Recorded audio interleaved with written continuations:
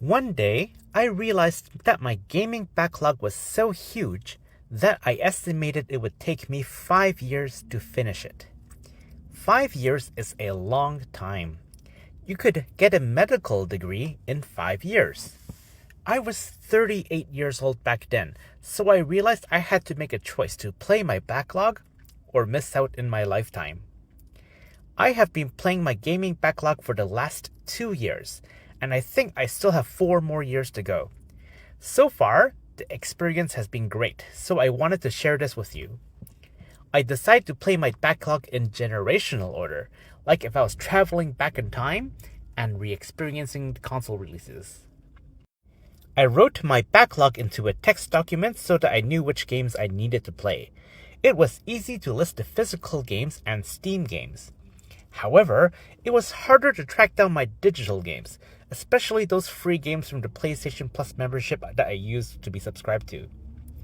It was mind-boggling how many games I owned and that I haven't played.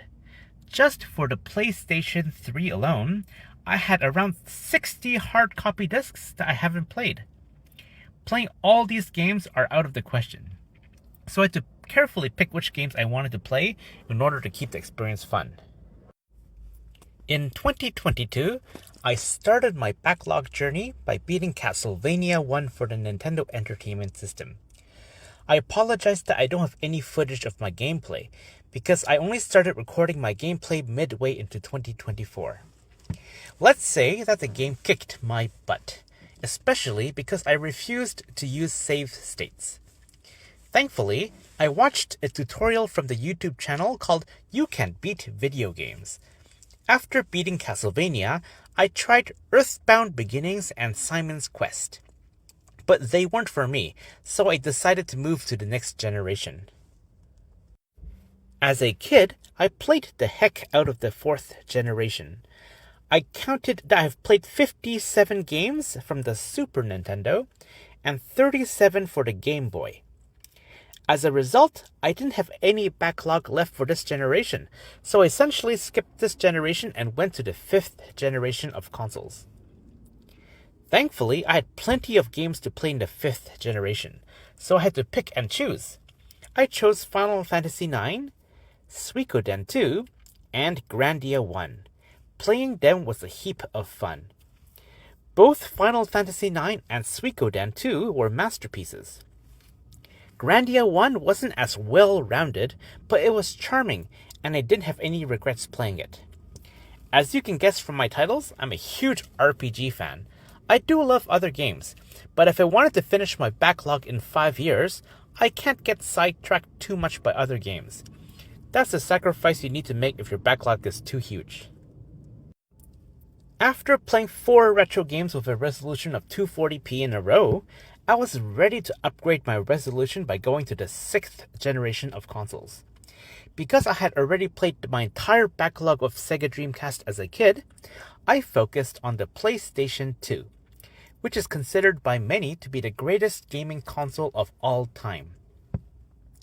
I tried replaying some of my fondest childhood classics, starting with Tales of Legendia and Star Ocean 3. I beat Tales of Legendia again, and I was playing Star Ocean 3 until I reached town of Paterni.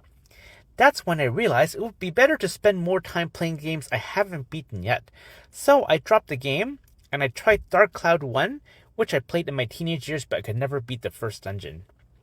I managed to reach the 3rd dungeon this time, but the gameplay was a bit repetitive and clunky, so I gave it up. I tried the dot hack games, but I couldn't get into them. After failing to complete a game for months, I decided to trim my backlog to only include games I was really interested to play. I decided to play the Xenosaga trilogy. In my childhood, I played the first in the series and I beat the 3rd.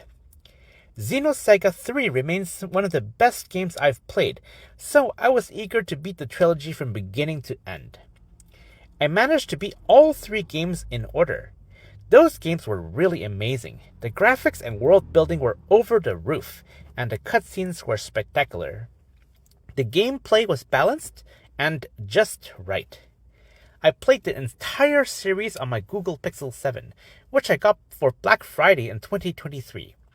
Phone gaming had come a long way, and being able to play PS2 on a handheld was like a dream come true.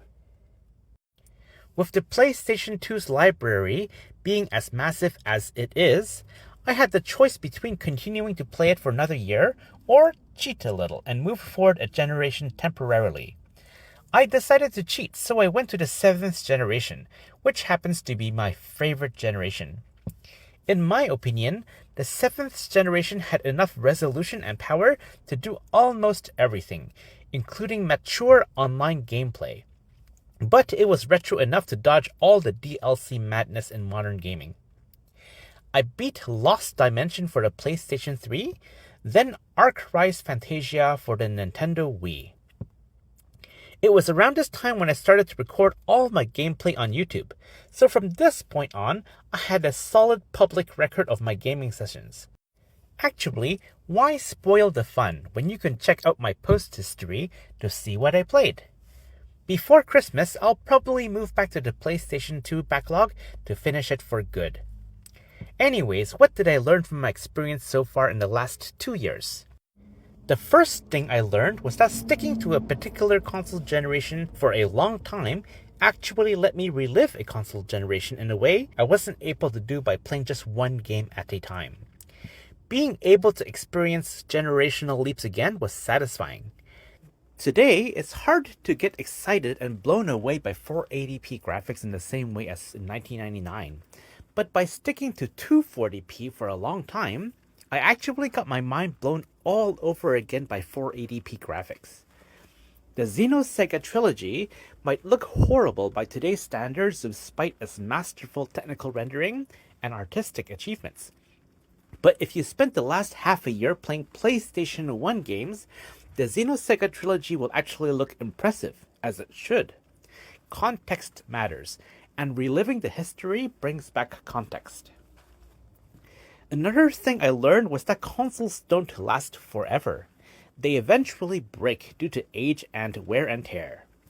My Xbox 360 broke during my backlog journey before I could even get to the 7th generation, which means I will probably never finish Magna Carta 2. I should probably finish my games before the games become unplayable due to console failure or disk rot. Being a gamer in 2024 is hard. You are bombarded with so many options, but you have limited time. There are studies that show that having more options doesn't necessarily make you more happy, but rather the contrary. I actually believe that if we limit our choices to our backlog, it actually increases happiness in the long term, but that's just my opinion. If we have too many choices, it's easy to become like the boy in the meme, where he already has a girlfriend next to him, but he's checking out the other girl walking by. I found that my backlog strategy allowed me to play hidden gems that I might otherwise never play. It gave me some predictability and focus to my gaming life, as the games I have to play are already set up to 2027. Most importantly, it saved me money and is better for the environment. Overconsumption and creating waste is a real thing. I have a Nintendo Switch since 2017, and I've only played 4 games on it. What if I actually used the products I bought? That's an idea. I can't use the products I bought if I'm constantly buying new things. Speaking of buying, housing costs a lot. And I actually believe that having a good house can improve your gaming experience far more than a PlayStation 5 can. When you're living with your mother-in-law, wife, and kids, it's hard to get privacy. You may not be able to get as immersed as if you had a dedicated office or gaming space. Real estate matters for gaming, so it makes sense to save some money to make housing more accessible. Also, housing is a pretty solid investment, and you can do other things with a house, like live in it. Playing my backlog has put me closer to getting a house than if I didn't do it. Thanks for listening to my ramblings. If you would like to see if I actually finish my backlog, feel free to drop in once in a while. You can leave a comment below on whether you believe I'll see it through to the end of 2027 or not. Thanks again for watching, and happy gaming!